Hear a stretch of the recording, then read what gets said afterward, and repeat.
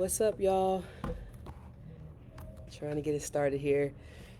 Just jumped off the bus, back from Maryland Eastern Shore. So our bad on uh, my bad on jumping on a little late. Excuse me. I'm glad you guys are here. I have a couple questions that I got from people, so we'll jump into the questions in a minute. But while people are coming on, I just wanted to mention that we are having a scout come talk to the parents that are within this group only on Sunday. And so if you would like to be a part of that, you will need to register. I'm gonna get you the link here just one moment so you have it, but you will have to register for the event in order to gain access to the link for the Zoom. But it's going to be a great opportunity for you all to come on. She's going to give us a recruiting breakdown as far as what to look for, what things to do to prepare yourself and your athlete for the next level. What are some tips? What are some tricks? All the things. So I'm gonna put that link in the comments right now. You will simply use this link to register for the recruiting seminar that's happening on Sunday. It'll be Sunday at 9 p.m. Eastern Time, 6 p.m. Pacific Standard Time. So if you're interested in joining, make sure you follow the link to get the information. It'll send you reminders as well, so you know when to expect for that to actually happen. So again, I just want to kind of throw that out there for everybody that's joining. But I'm super excited that you guys are here today. So we will jump in to some of the questions. I'm going to pull up my phone here so I can get the questions that I need for y'all. We had one question that came up last week, and I wanted to make sure I address it, as well as I have one that came up for this week. So I will start there, and then we'll move through the questions from there. So the question I have today is, my daughter has been attending camps at this one school for years now, and recently seen a player from her graduating class in position commit to the school. Should she stop attending the camps? She does still like the school academically. So that's a really, really good question. And I think let's kind of dive into that a little bit more. And this is where I think Mandy will do a really good job of talking to us about the recruiting process, the camps, things like that, because I think she'll have some great perspective on this. My perspective of this is we have to not confuse attending camps to being recruited to go to that school. So I think first and foremost, let's kind of have a deeper conversation around is the athlete being recruited by the school, or has she just been going to the camp? So we have sort of a similar situation with an athlete that I don't know this athlete very well, but I know like from previous coaches that have worked at our camp, because we have one coach that's a volunteer assistant. And so she's been around for a few years. And so in the few years that she's been around, she's mentioned that this athlete has come to all of our camps. So although she's come to all of our camps and we know her by name, we know who she is, it doesn't necessarily mean that we're recruiting them. So I think there needs to be a deeper conversation or understanding about that. So the first thing I would say would be for your daughter to reach out to that school and see if she gets a response from emails. So I think that's the first thing. So she's getting responses from emails. Coaches are personally inviting her to those camps. Then I would say you don't know what the coaches, the school is actually looking for. So having the dialogue and conversation with that coach is really important. So first, email the school, see if they're responding to her. If they are responding to her, I think it'd be a great question to ask, like, hey, I'm a 2020 whatever, I play this position. Are you still looking for athletes in that particular area for that particular year? And I think once you understand or find out that information, it'll be really helpful for understanding kind of what direction to go next. Do I keep going after this school or not, right? So I think that's how we will understand that a little bit better. I think the second part of that is, if it's a school she wants to go to academically, definitely still pursue the school. I think also understanding what it requires for the athlete to get into that program. I think one of the things that I've run into over the last week or so, I kind of had a little bit of an argument with somebody in another Facebook group when they were talking about a school closing, but it was no, it wasn't a school closing.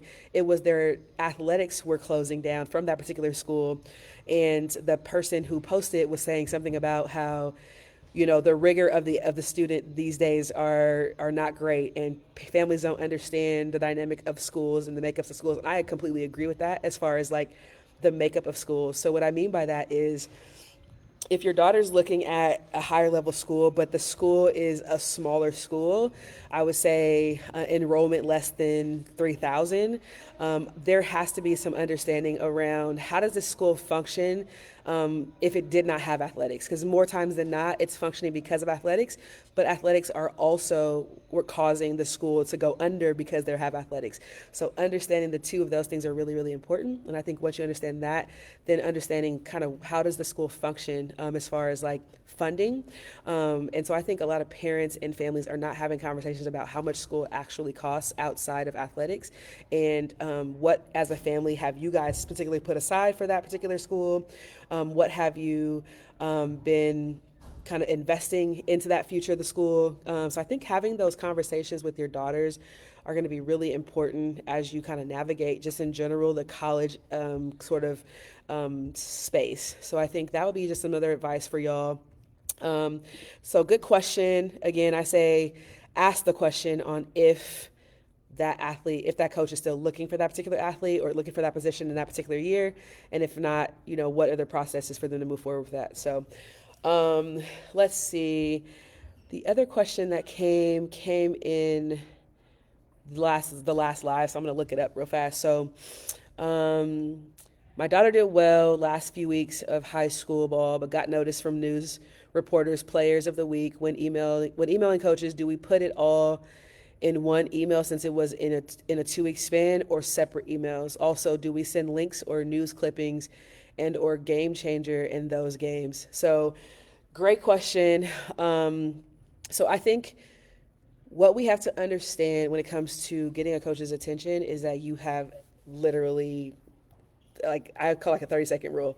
So if your email or your videos are not catching my attention, more times than not, I'm not going to be spending time looking at that information in more depth. So what that means is what we need to be doing is if I can spread out the conversation over time, that's probably best, because then that gives her more ammunition to send more emails, so that way when I start looking for this athlete, I'm like, dang, did they actually reach out to me to learn more about my program? I can kind of go back to my email, search their name, and I can say, oh, you know what, she did reach out, and she's reached out a few times. Oh, in this email she talked about doing well with this particular game. Oh, look, at this email she hit really, really well. Oh, in this email she did that. So now what we're doing is using the opportunity to maximize touch points, and then maximize the opportunity to then reach out to coaches a lot more, and then for us to see like, oh, she's done things over time versus putting it all in one particular email. So I hope that makes sense for everybody, what I'm saying about that. So I would say for sure that would be my advice when it comes to that. In general, if you're new, you might be new to my community or this space, but if you go back to a few of the lives, and if you don't have access to the lives, I might have taken them down. I actually put them on YouTube as well, so I can put the link to the YouTube channel here after. But what I would say is go back and listen to some of the videos, because I think in general I've given some great insight into what needs to happen for your athlete as far as their video clips. But 100% every time you send every time you send an email, there needs to be an identifying piece of information. So more times than not, I would want to see a video clip. And please, please, please don't give me the whole at bat. Just simply give me the hit, right? But I also think this goes back to, as a parent and as an athlete, what are the 3 things that your athlete is good at and that they're trying to display to that particular coach?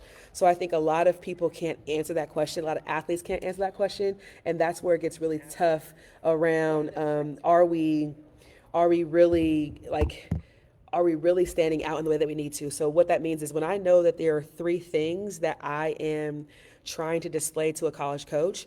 Okay, one might be like I'm a power hitter. One might be that I'm a catcher, right? Another one might be that I am a really good communicator. So if I know these are my three strengths, I'm finding videos, I'm finding posts, I'm finding clips that justify those three things. So if your daughter, one instance hits a home run, the next instance uses her speed, right, and she identifies with all those things, that's great. But if she doesn't, like, don't give me mixed messages about her being a power hitter and she's only hit one home run in the entire year, right? So I think what you're posting is also very important, and what you're sending is very important. Make sure that it's speaking to the three things that are the things that you want your athlete to market, or that your athlete wants to market to schools. So I think going back to understanding that is important first. So very good questions. I hope that those were helpful to you guys, the answers. And does anybody have any other questions? I see a few people in today. Thanks for joining, Kimberly, Andrina, Anna. Thanks for all for jumping in with me today. I really appreciate y'all for jumping on. Any other questions y'all got? I got about maybe 5 more minutes here. Again, we just pulled back into Hampton, so I'm not in my normal space where I would be, but I have a little bit of time to answer a few more questions. If not, just remember to follow the link to get access to the recruiting seminar that's happening on Sunday. Absolutely free for everybody that wants to be there. As you guys know, I'm trying to be a resource to you as parents. There's absolutely no reason why you should be out like in the dark about what to do as parents being in this page. So whether it be from a college coach's perspective, whether it be from a recruiter who I'm bringing in, whether it be from an athlete, because I work with an athlete who's an ambassador, but from all different avenues, you're getting information. Your daughter's getting information for how they can best find ways to be more confident, right? Stand out, get recruited, right? But also play with resilience, because that's the biggest name of the game. And I think also knowing who they are and what makes them unique, valuable, and enough. So that's all I have, unless anyone has any other questions for me today. I'll give you maybe 2 more seconds here, a few more minutes, and then we'll kind of get after it. So thanks for jumping on, y'all, today. Short one, didn't get too many questions, but hopefully you guys continue to ask the questions and we get you there. Also, if you're new, I do have a recruiting timeline for parents and athletes who are serious about the recruiting process, who are serious about playing at the next level and maximizing opportunities. So with that particular guide, it basically breaks down from a college coach's perspective, my perspective, what your athletes should be doing in 7th grade, in 8th grade, in 9th grade, in 10th grade, 11th, and 12th grade, if they want to play their sport at a high level. So if you have not seen that in the group yet, make sure you scroll down a little bit to find that. It's called the recruitment timeline. It's actually not called that. It's called the how to maximize the recruiting timeline, or something like that, or the recruitment process, and it's a timeline. So find that, register for it. You'll get the link right away to access that, and it'll give you some guidance as a starting point for what your athlete can be doing in 7th, 8th, 9th, 10th, 11th grade, 12th grade. And it does start that early, so make sure you go check it out. All right. Well, thank y'all for joining. I didn't get any more questions, so I'll let you guys go. Have an awesome night. I'm going to head home, and we'll catch you all next week. All right. Talk to y'all later. Peace.